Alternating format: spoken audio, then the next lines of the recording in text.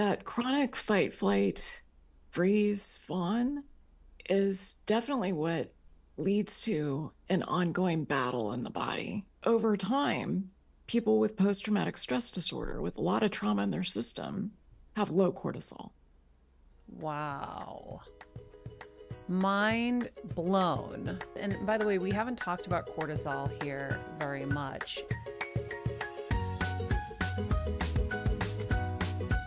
Hey, Hill Squad! We have an amazing episode for you, especially if you are one of the 24 million Americans like myself affected by autoimmune diseases.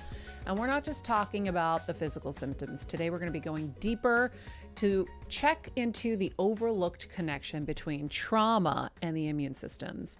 Joining us today is Dr. Sara Szal. She is the Director of Precision Medicine at Marcus Institute of Integrative Health at Thomas Jefferson University. She's a multiple-time New York Times bestseller. We are going to dive into how chronic stress can actually trigger autoimmune disease. We've talked a little bit about this before, but she's going to give us the, let's say, Harvard speak on this. From childhood stress to daily tox environments, trauma manifests in our bodies in ways we might not even realize. So today we're going to unpack how we can start identifying and healing these root causes. And so we are going to get into that. But first, our quote of the day: the food you eat can be either the safest and most powerful form of medicine or the slowest form of poison. And that is from our guest today, Dr. Sara Szal. Very excited. Let's get into it. Hi, doctor. How are you? Really good, Maria. How are you? I'm great. Nice to meet you. So nice to meet you. Where are you located today? I'm in the Bay Area. I live in Marin County. Nice. You're in LA. We are in LA, yeah. Which part? Enjoying beautiful weather, like I'm sure you are as well. Yes, same. So I am really excited to get into this with you because we talk a lot about health and wellness on this show, and we all know that a body that's chronically in fight or flight will eventually start to have the wheels come off, and immune diseases, autoimmune diseases are usually the first ones that kind of start popping up, and it's usually a thyroid condition. We're like, oh my God, it's thyroid. Let's just take some medicine and be on our way, and not really looking at the alarm that's going off. In fact, I was with somebody this past weekend. They're like, oh, my daughter's type 1 and she just got diagnosed 2 years ago and now she got celiac. And I said, whoa, we need to find out why she's now being so triggered, rather than just accepting these diagnoses and saying, oh, well, now she has this and then she got that. Something's going wrong, whether environmentally, inside her, mental, emotional states, something's happening. And I think that we've normalized autoimmune conditions. And to me, they're the precursor to so many worse things. But you are the Harvard grad, not me. So I figure you can speak to it a lot better than I. And I think, maybe we start kind of at the beginning of all of this. Well, you're right. We've got to look at the root cause, and that's what's missing from conventional medicine. So you get diagnosed with type 1 diabetes. The first thought is insulin. Do you need insulin? Yes or no? We have this knee-jerk response where we go straight to a pharmaceutical. So what I found in my practice is that chronic fight, flight, freeze, fawn is definitely what leads to an ongoing battle in the body. And that alarm that you described is something that has all of these consequences. Autoimmunity is just one of them. The way I think of it is that there's 4 different systems that get affected. There's your psychology. Fight, flight can lead to depression, can lead to anxiety, can lead to post-traumatic stress disorder. It can affect your immune system. It can affect your nervous system and lead to nervous system dysregulation. And people who track these things might notice that as low HRV. And then it can also affect your hormones, your endocrine system. So what I see in my practice is that about 70% of my patients have problems with their cortisol. And cortisol is the main hormone of fight, flight, freeze, fawn. So, yes, autoimmunity is on the rise. It's a big part of this story, but it's also the chronic hormone problems that lead to things like infertility, lead to thyroid not working the way it should, can lead to estrogen dominance and growth of fibroids in women and endometriosis. So that's the way I think of it. I think of this Pine network: psychology, immunology, nervous system, and endocrinology, and how that's affected by fight, flight, freeze, fawn. So, hormone dysregulation or whatever usually is discussed with older women, but you don't really think about, oh, my hormones may be off if you're in your 20s. Yeah, well, my hormones were off in my 20s, and I don't think I would have measured them unless I had gone to my primary care doctor and had a list of woes, like I had premenstrual syndrome, the ways of managing my weight weren't working. I had all this belly fat, and my sex drive was tanking. And he told me, you know, why don't you go on Prozac? And he also suggested a birth control pill and told me to exercise more and eat less. So it was in that moment, Maria, where I was like, oh no, if I'm being told this, there are millions of women being told this, and it's wrong. So I left his office. I went to check my labs, and I found that my cortisol was 3 times what it should be. I found that my thyroid wasn't working the way it should. And I found that my progesterone was low, the hormone that helps you soothe. It's like nature's Xanax. So, yes, these things can happen in your 20s. I thought the same thing. There's this myth that it's not until you're in your late 40s or your 50s that you fall off the cliff of menopause. But the truth is, your hormones can start to change in your 20s. Wow. So, is it safe to say that's when you really kind of found your passion? Oh, for sure, for sure. I mean, I had that kind of anger at the system that can move mountains, that righteous indignation that just filled me with, there's got to be a better way. We can't keep failing people the way that this doctor, bless him, but he was trained in a system that I was trained in. And he didn't want to look at the root cause. He just wanted to write a prescription for a birth control pill. So, yeah, that Where righteous were you in medical indignation. school at that point? So I went to medical school from age 22 until 27. So this was when I was in my training at the University of California, San Francisco. And I had depression for the first time, too. I think a lot of that was related to sleep deprivation. Mm-hmm. But, And it lots of blue was light. yeah, it was early on in this process. Wow. So that kind of sparks something in you to realize there's got to be a better way. You realize, and by the way, we haven't talked about cortisol here very much. And it's interesting because my naturopath always checks my cortisol. I hate doing those little saliva tests. They're Yeah. so annoying, but she's always checking it to see where we're at. And and I think that, she probably knows that this is all tied. I don't get as nitty gritty about it to know why the cortisol is important, but now I get it. For somebody who's listening who has autoimmune issues, is that something that their primary care can order for them? Because it doesn't feel like they do it. I've never had a primary care ask for a cortisol test. Right. Well, cortisol is pretty easy to order, and you can order it on your own.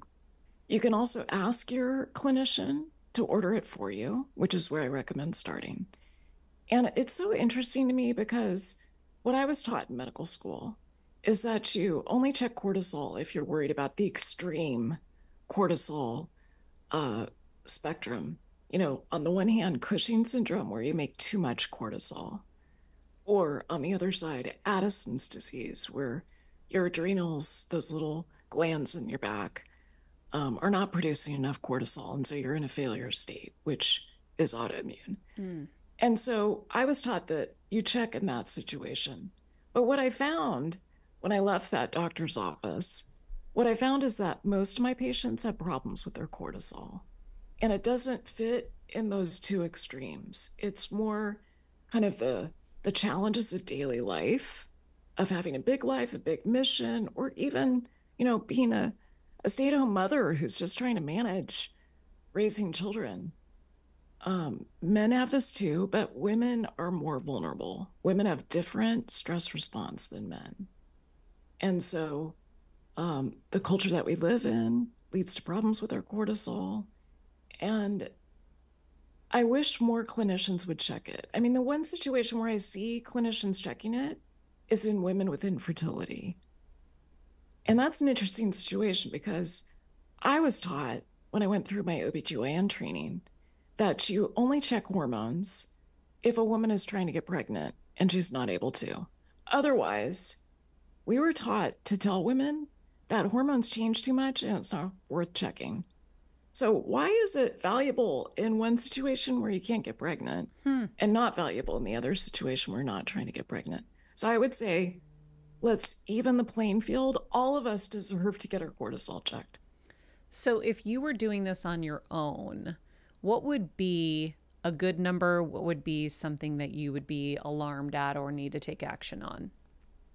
So when you check it in the blood, you're looking at total cortisol. It's not free cortisol, which is what's biologically active, but it's a good place to start. With total cortisol, I like to see it between 10 and 15 in the morning. In the afternoon, between 6 and 10. So that's the Goldilocks position where it's not too high and it's not too low. So high cortisol is associated with a lot of different conditions, including depression, which I had. It's associated with suicide. It leads to a higher risk of prediabetes, problems with your glucose and insulin. It can also lead to more belly fat. Low cortisol, which is more kind of a long-standing problem of producing too much cortisol over time, that's what's associated with anxiety, with autoimmune disease. In fact, that's the situation where your immune system is the most dysregulated. It's amazing that they don't test something that has so many major, when you see how high suicide rates are, how high prediabetes is, how all of the things that you just listed are major problems. They're major problems. And cortisol is interesting. When we think of all the hormones in the body, like estrogen, progesterone, testosterone, thyroid, oxytocin, cortisol is the highest priority. It's almost like a dictatorship. It's not a democracy. And cortisol is involved in so many different things. I mean, yes, it's the main chemical of the stress response of fight, flight, freeze, fawn, but it also modulates your glucose. It also modulates your immune system. So it has all of these jobs in the body. And if it's not doing its job, you're going to feel it. You're going to feel like you're in survival mode. You're going to feel like you're, aging before your time. You're going to feel like I did when I was in my 20s, where I was just like, why am I so revved up all the time? How do I calm down? I can't calm down. Ugh. So many of us feel like that. Totally.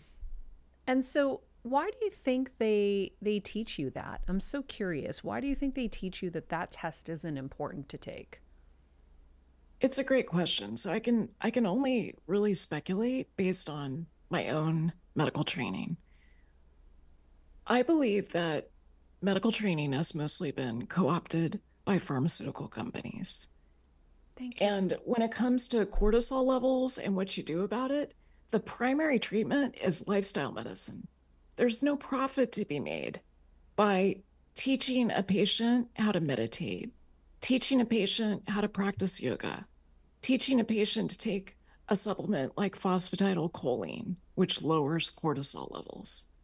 So without that profit motive, there's not a lot of incentive. Whereas there is an incentive to write a prescription for a birth control pill or a selective serotonin reuptake inhibitor. So I hope this changes. But in the meantime, we need a revolution that's more grassroots because conventional medicine changes very slowly. Oh, I love what you just said. We're going to take a quick break. When we come back, why I think I can entice the pharmaceutical companies to want this test. Stand by. Okay, we're back. why wouldn't they use the test to diagnose people with depression and then want them to get on medication? See, like it kind of cuts both ways. So yes, the ways to treat these cortisol deficiencies could be very lifestyle, but don't you think also if this leads to depression, it leads to all these things, that's more money in the bank for them? Why haven't they looked at that? It's a good question. I would say that there are psychiatrists who measure cortisol levels. In fact, it's used as a suicide marker for psychiatrists that are aware of the role of cortisol. But I can also tell you, I work in a particular um, educational program for psychiatrists. It's called the Integrative Psychiatry Institute. And I always start my lectures asking how many of these psychiatrists and psychiatric nurse practitioners are measuring cortisol in their patients. And at the start of the lecture, it's about 10%. By the end of the lecture, it's about 100%. Wow. So we need education, but you're absolutely right. Why not do it? It's Yeah. going to give you important information. Yeah. Well, I mean, listen, they're they are all about profits. And so if we could get them to at least start bringing that test into people's awareness at the same time, having someone like you out there telling everyone, hey, cortisol is important, but you can also do this in a different way. Once you're aware of an issue, like I'm just imagining like a friend of mine who did take his life and maybe never got his cortisol levels tested and maybe would have been able to have a little peace inside to know it's not him. It's a hormone that needed assistance. And maybe if they were able to target that hormone, he would still be with us. It's such a good point, Maria, because we've got an epidemic of suicide. And it's devastating to me that we don't have more solutions.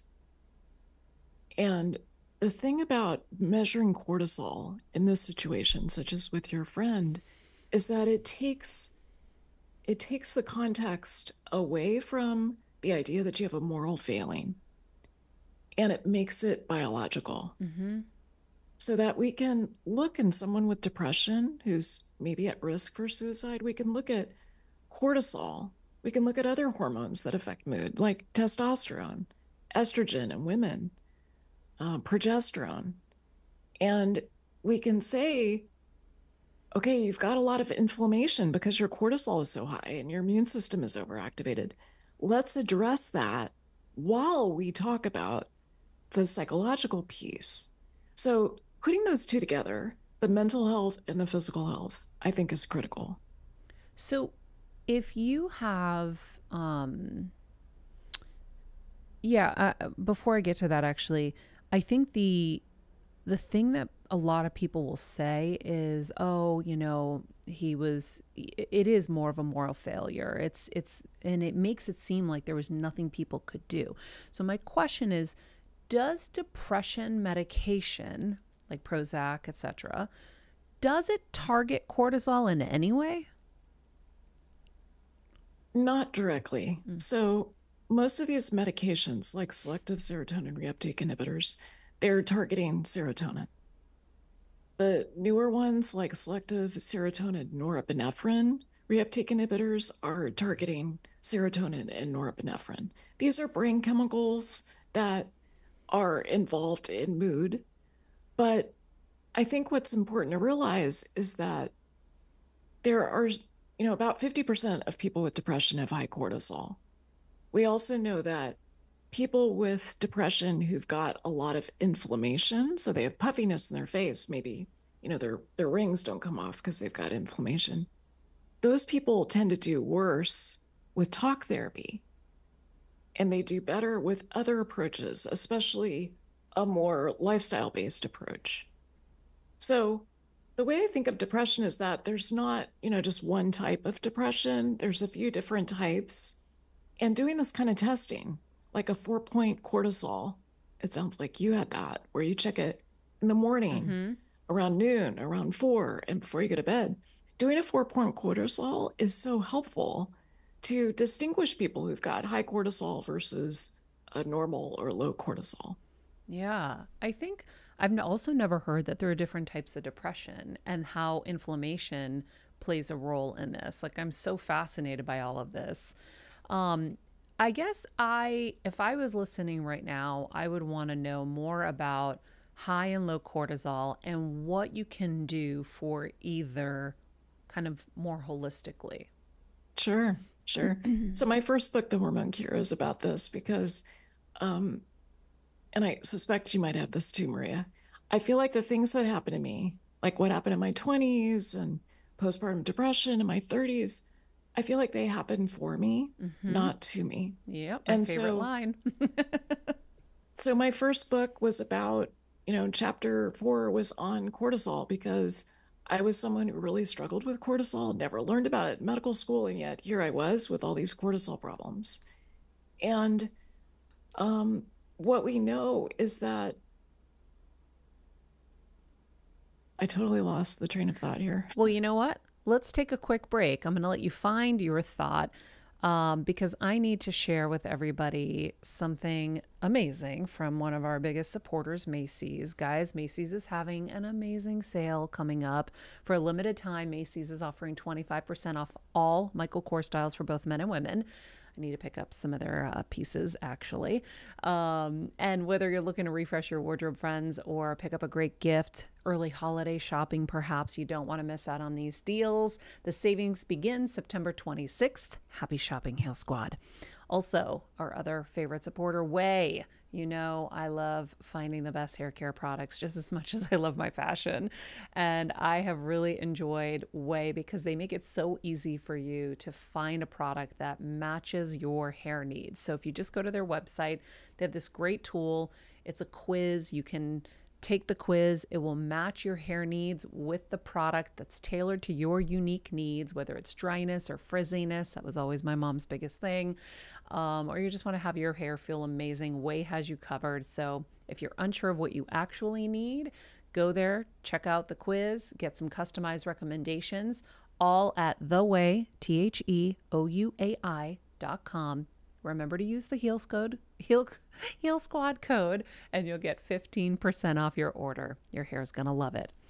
All right, Sarah, I'm back, and hopefully you remember where you left off. Well, I always have other things that I can say, but so forgetting your train of thought Oh, is a you were cortisol saying problem. it is a cortisol problem? Yes, Oh my God, I totally. love that you just said that. But you were basically going down the rabbit hole of it was happening for you, not to you. You wrote this book. Yes, The cortisol chapter was all about yes, basically what you went through. got it. Yes. So you were asking about natural solutions. The way that I approach hormone imbalances, like a problem with your cortisol, is that you want to start first with lifestyle medicine. So, what I did when I was in my 20s and into my 30s, I realized that my love of running, so I would run, 4 to 5 miles, 4 to 5 days a week. My love of running was jacking up my cortisol. It was adding to the problem. And Wow. so I started to do different types of exercise. I started to do more Pilates. I started to do more yoga, things that have been shown to lower your cortisol. I also found that some of these supplements that are well proven in randomized trials, I started to take them. Things like fish oil, 2 grams a day, phosphatidylserine, 400 milligrams once a day. Those things help me lower my cortisol. And then there's herbal therapies. That's step 2 of the protocol that I have in the book. And that includes things like the ginsengs, rhodiola, things that have stood the test of time. We've been using them for thousands of years to help with this very thing: fight, flight, freeze, fawn, how to get out of survival mode. So that's what I found to be helpful. And, I think this was an important turning point for me. And I know it is for many of my patients and people who read my books. When you shift from more of a victim aspect, like, why do I have this cortisol problem? Why isn't it getting better? Why? No, that doesn't work. We have to shift more to how. How do I look at my life in a different way? How do I respond differently? Mm-hmm. How are my relationships? Are those supporting me or are those driving my cortisol up? How is it that I could work with the way I exercise, the way that I eat, move, think, and supplement in a different way? I was eating a lot of foods, things like gluten and dairy, that were jacking up my cortisol, all these Oh my things that God. were contributing to a problem with my cortisol. And I had to see it, remove these foods, and then notice what it did to my cortisol. Cortisol improved. What a shocker. Wow. I can't believe we've never talked cortisol. This is my new favorite subject in the world. And so high cortisol is what you had. You just gave some ways that you were able to help lower your cortisol. I'm curious though, because high cortisol sounds like someone who's in fight or flight all the time, right? Yes, Okay. But it sounded like you said the autoimmune diseases came from low cortisol. So, that's how right. does that make sense? Because we've all been taught that fight or flight, a sustained, fight or flight situation, I've been in fight or flight my whole life until recently, is what creates autoimmune diseases. So, how do you reconcile those two? Yeah, so this all fits together. The issue with fight or flight is that if you don't find your way out of fight or flight, then you get to a burnout state. So the adrenals on top of your kidneys are pumping out cortisol like they were for me in my 20s and into my 30s. And there's a point where you can no longer adapt and you start to lose your production of cortisol, not to the point of failure, not to Addison's disease, but maybe you notice like a patient that I had this week, a woman who has high cortisol in the morning and then she's too low at 4 p.m. And 4 p.m. is when she feels really tired and like she's got to have another cup of coffee to make it through her day. I think you So just that's spoke what to a lot happens of us first. there. High cortisol. Yeah, a lot of us have this. High cortisol together with low cortisol. And if you still don't address it and it keeps going, you get to utter burnout, Mm. flat cortisol curve, low all day long. And that's what's associated with autoimmune disease. Wow. Okay, so you could start super high, but then it just crashes from there. Yeah, the And that's when problem, you get the Maria, is that autoimmune. a lot of people don't get it measured until they're diagnosed with an autoimmune Yeah, disease like or me. they go see a naturopath. So you miss that whole period of fight, flight, freeze, fawn where cortisol was high.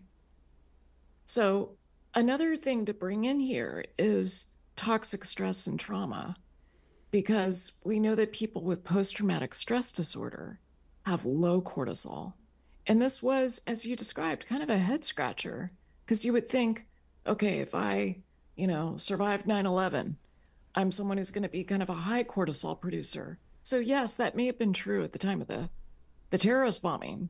But over time, people with post traumatic stress disorder with a lot of trauma in their system have low cortisol.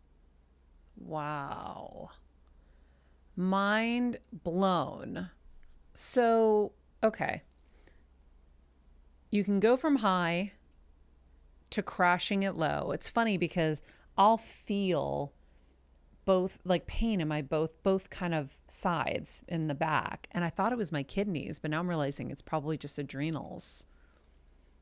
Do you It feel it? could be. Well, it depends on how embodied you are. I'm pretty And embodied. I've heard you describe the pain, the excruciating pain you had before your pancreatic cancer diagnosis. Mm-hmm. So it sounds like you're pretty attuned to your body. But a lot of us who are in fight, flight, freeze are hypercognitive and not so embodied. Mm-hmm. So hard to say. You might feel it, hard to say. And another thing I wanted to mention, as if, what I've described isn't bad enough. One thing we know from studies looking at women in their 40s is that women with high cortisol start to shrink their brain volume. They start to have memory issues. And we Yes. tend to, right? We tend to think that, if you've got cortisol problems, it's not really going to catch up with you until your 50s or your 60s. No, it catches up with you in your 40s. And it also may increase the risk of developing things like Alzheimer's disease, because Alzheimer's is a problem of middle age, not old age.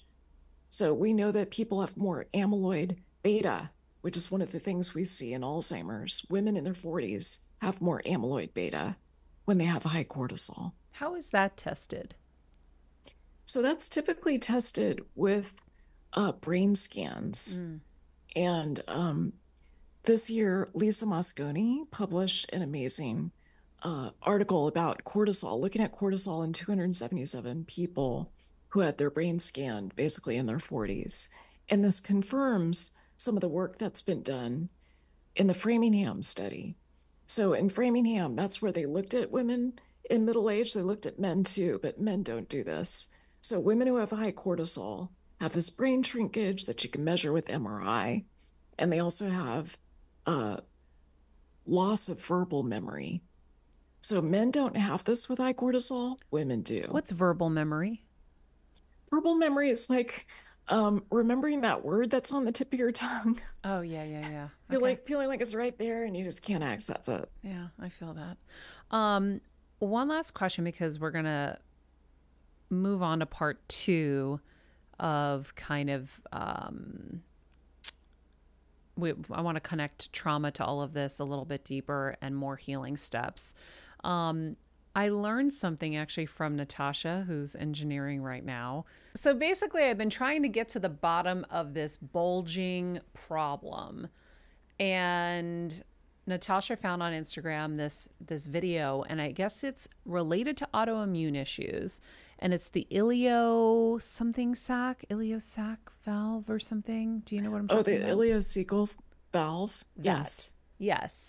Have you? It's between the small intestine and the large intestine. Okay. Have you heard about that at all? It's something that my osteopathic physician colleagues talk about.